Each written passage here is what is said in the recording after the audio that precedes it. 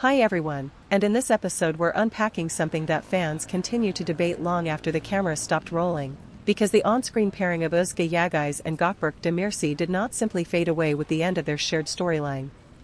Instead, it transitioned into a kind of cultural afterlife, where discussions shifted from scripted developments to real-world interpretations of their interactions, interviews, and public appearances.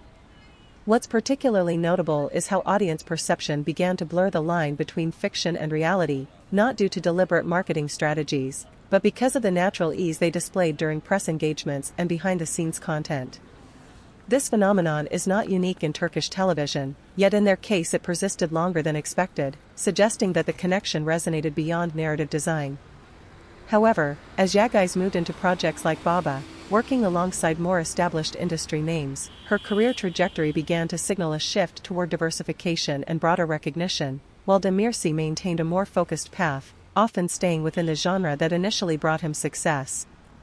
This divergence created a subtle tension in fan discourse, where comparisons were no longer about chemistry but about growth, risk-taking, and professional identity. Some discussions framed Yağız's choices as evidence of adaptability, while others defended Demirci's consistency as a deliberate and pragmatic approach. What makes this dynamic compelling is that neither path is inherently superior, yet the audience often feels compelled to rank them, revealing more about viewer expectations than about the actors themselves.